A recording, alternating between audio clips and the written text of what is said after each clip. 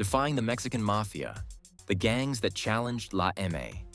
For decades, the Mexican Mafia has reigned as one of the most powerful and feared criminal organizations in California's underworld, exerting control over Sureño gangs both on the streets and inside the prison system. Through a combination of violence, taxation, and strict hierarchy, the Mexican Mafia has maintained its dominance, demanding unwavering loyalty and obedience from its affiliated gangs. However, not all groups submitted to their rule. Some gangs, whether out of territorial disputes, personal rivalries, or ideological defiance, chose to resist the Mafia's authority, a decision that often carried deadly consequences. Once marked as enemies, these gangs were placed on the Mexican Mafia Green Light list, meaning they were targeted for elimination by every Sureño gang under the Mexican Mafia command. This led to brutal wars in the streets, prisons, and neighborhoods of Southern California, where these renegade gangs fought for survival against overwhelming odds. From Rockwood Street Locos to Northside El Monte, Vineland Boys, and even factions of Hoover criminals and Asian street gangs, these groups found themselves at war with an organization that had the power to wipe them out completely. Some managed to hold their ground, while others were nearly destroyed. Their stories are a testament to the violent reality of gang politics and what happens when one dares to defy the Mexican Mafia. Number 1. Armenian Power. The conflict between Armenian Power, AP, and Sureños is a part of the broader gang rivalries in Southern California, particularly in Los Angeles. Armenian Power, a predominantly Armenian-American criminal organization, has historically clashed with Sureños, an umbrella term for Mexican-American street gangs aligned with the Mexican Mafia, La M. 15-year-old Armen Silent Petrosian, born in 1975, co-founder of the Armenian Power, arrived in East Hollywood amid racial and gang-related violence in Los Angeles during the 1990s. On May 22, 2000, while walking in his neighborhood, he was confronted by members of White Fence, who mistook him for a rival or simply targeted him due to his ethnicity. He was shot and killed in what was likely a case of gang-related racial violence. His murder shocked and enraged the Armenian community, particularly younger members who were already facing harassment from Latino gangs.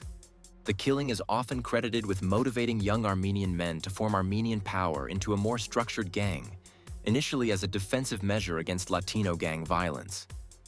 The incident fueled ongoing hostilities between Armenian and Sureño-affiliated gangs, leading to years of retaliation, violence, and turf wars. On May 6, 2000, a brutal attack in Glendale, California, claimed the life of Raul Aguirre, a 17-year-old Latino senior at Hoover High School. Aguirre was stabbed twice in the heart, twice in the back, and clubbed in the head with a tire iron in what authorities suspected was a racially motivated killing. The attack took place amid rising tensions between Armenian and Latino youth in the area, particularly at Hoover High, where fights and gang-related conflicts had been escalating.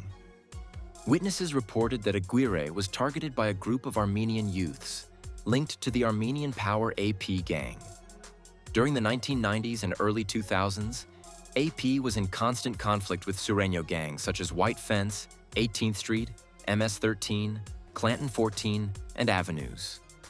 However, due to being outnumbered and facing pressure in both street wars and the prison system, AP was eventually forced to align with the Sureño structure.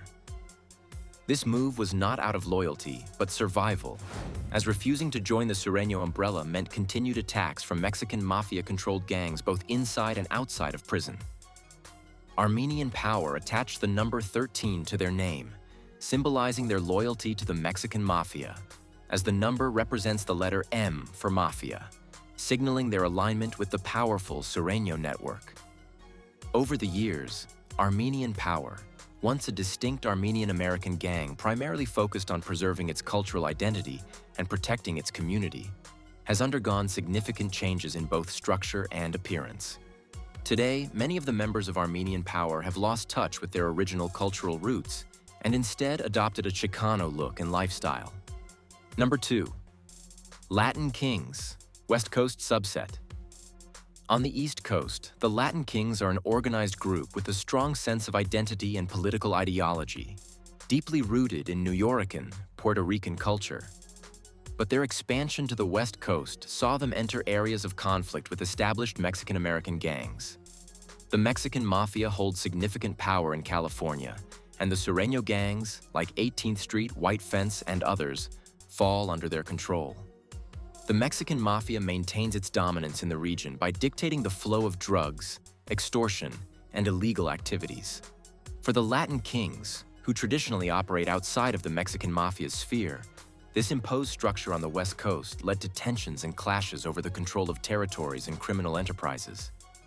While the Latin kings, West Coast factions, have not achieved the same level of dominance as they have on the East Coast, their presence continues to challenge the Mexican Mafia's hold on Latino gangs in California. The rivalry between the two groups has led to long-standing tension, and the Mexican Mafia remains deeply entrenched in California's prison system and the broader Southern California underworld. The Mexican Mafia enforces a system where Sureño gangs pay taxes in exchange for protection and support. But the Latin kings, with their Puerto Rican heritage and commitment to unity among Latinos, reject this control. This resistance, combined with competition over drug distribution networks and territorial expansion, has led to violent confrontations both on the streets and in prisons. The Latin kings oppose the Mexican Mafia's influence in California's prisons, where the Mafia wields significant power. In 2007, a Latin Kings member was murdered in Los Angeles, with Sureños suspected of being involved due to the ongoing rivalry between the groups. Number 3. The Hoover Criminal Gang.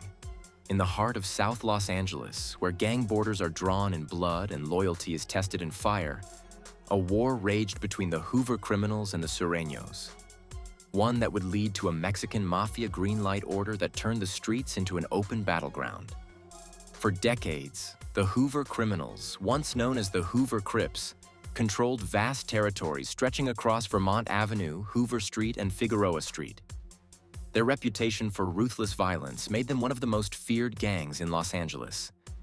But unlike many Crip sets, the Hoovers broke away from the traditional blue versus red gang politics, dropping their Crip identity altogether and becoming simply the Hoover Criminals Gang, HCG. This move signified their willingness to fight anyone, Crip, Blood, or Sureño, who stood in their way. But their biggest war would not be with their former allies. It would be against the Sureños, a massive Latino gang network backed by the feared Mexican Mafia, La M. The first shots fired.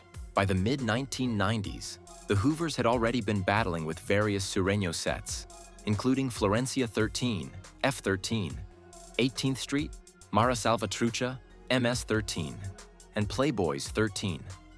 What started as small street fights and drive-bys escalated into full-scale warfare. The violence was particularly brutal along Hoover Street, Normandy Avenue, and Manchester Boulevard, where Hoovers and Sureños clashed over drug corners and neighborhood control. One of the earliest recorded major incidents took place in 1996, when members of the 52 or 5 Deuce Hoover Gangster Crips ambushed a group of Florencia 13 members, killing 2 in a targeted execution-style shooting.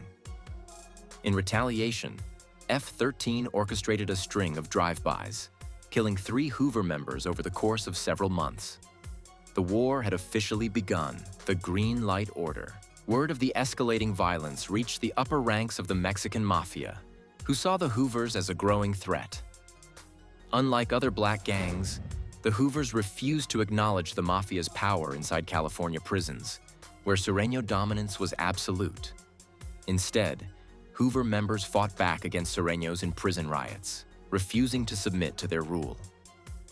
By the early 2000s, La M had had enough. The Mexican Mafia issued an official green light order, a kill-on-sight directive that put every Hoover criminal in the crosshairs of every Sureño gang in California.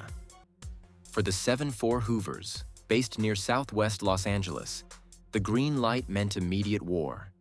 Within weeks, drive-by shootings increased, and Hoover members were targeted in broad daylight. One 7-4 Hoover member was gunned down outside a liquor store on Western Avenue, his body riddled with bullets from 2 masked gunmen believed to be from 18th Street.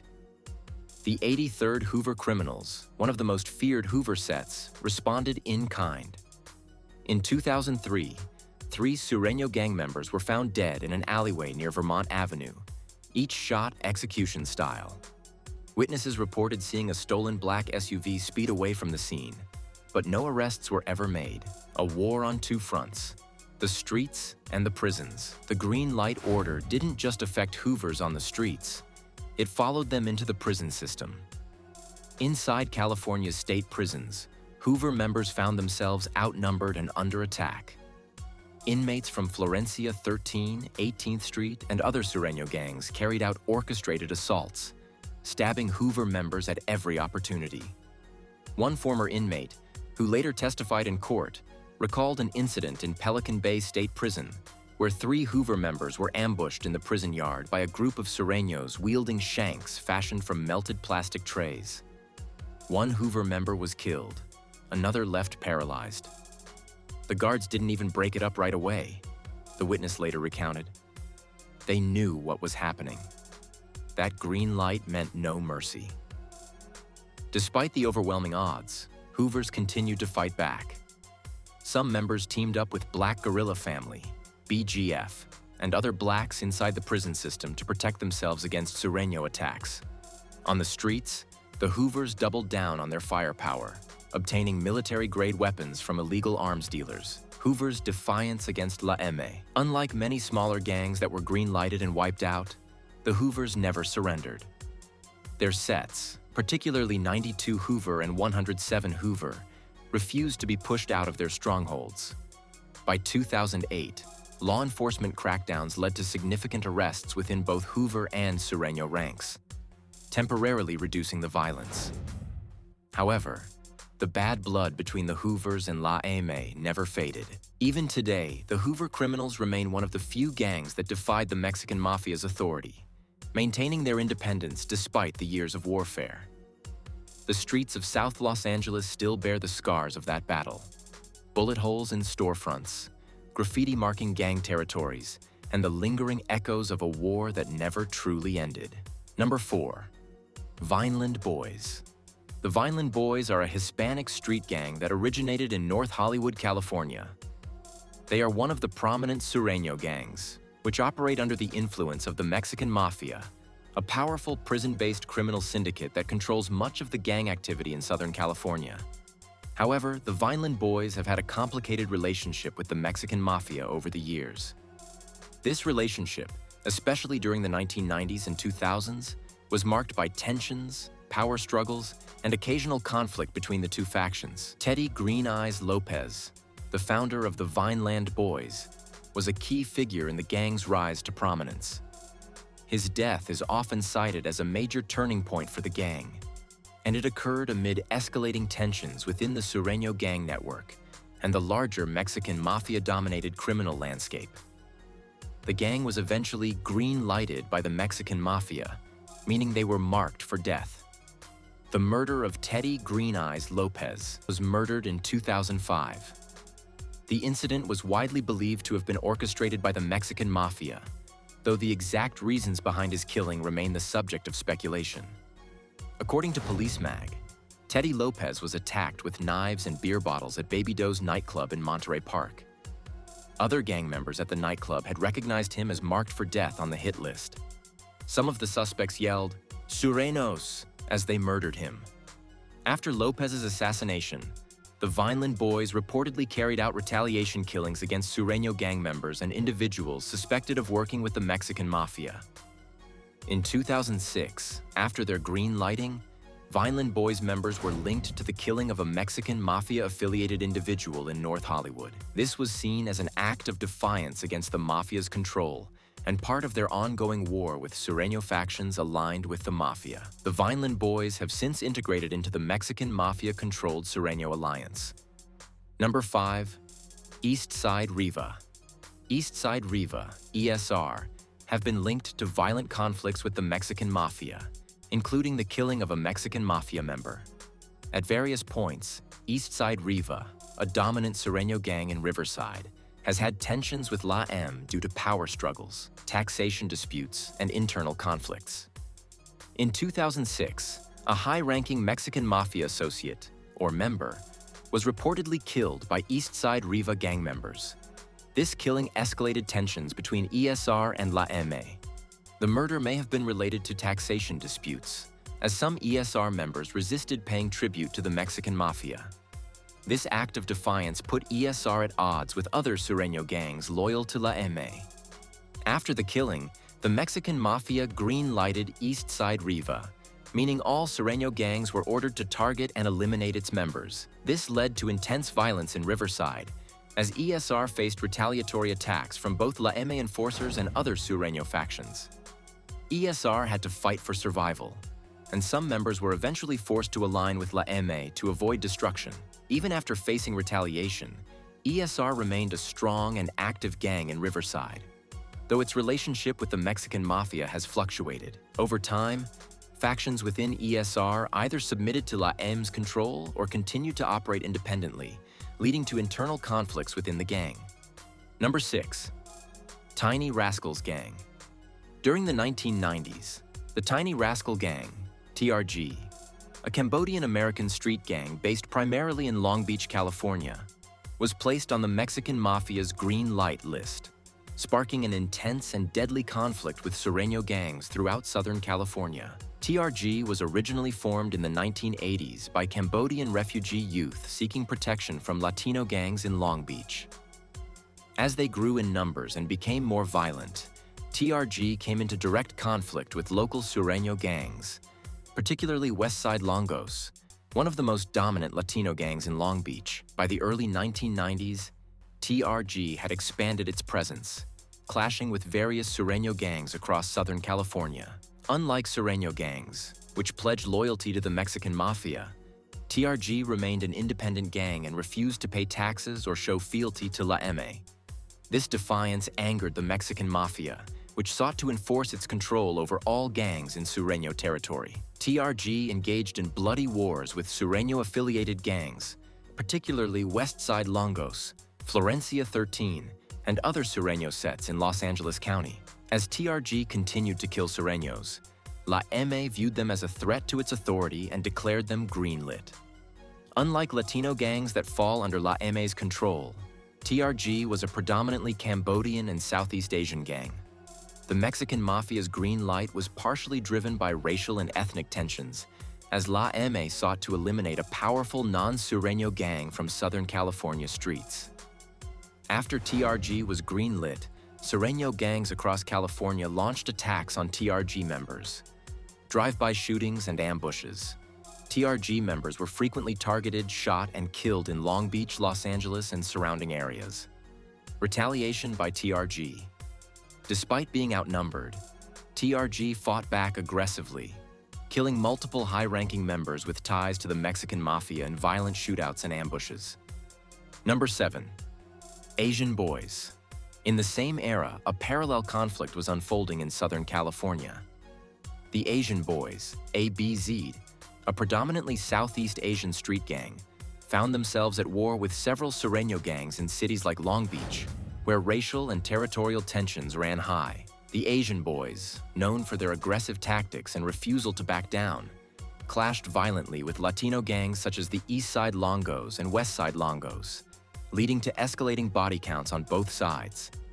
This ongoing violence and ABZ's defiance of the traditional gang hierarchy eventually caught the attention of La M, the Mexican Mafia. In response to the Asian Boys' refusal to pay taxes or recognize the Mafia's prison and street authority, they were green-lighted in the 1990s. This meant open season on any known ABZ member, a deadly decree that Sureño gangs were expected to enforce without hesitation. Despite the danger, ABZ members continued to operate boldly, often retaliating with lethal precision. Several known Sureños were killed in tit-for-tat violence across Los Angeles and Orange counties, and the war with Latino gangs only intensified. The green light put the Asian Boys under extreme pressure. Still, it also cemented their reputation as one of the few ethnic street gangs willing to defy the Mexican Mafia's rule openly. The streets remember those who dared to defy the Mexican Mafia. Some survived, many didn't. But their stories remain a testament to the brutal reality of gang politics, where loyalty is demanded and betrayal is paid for in blood.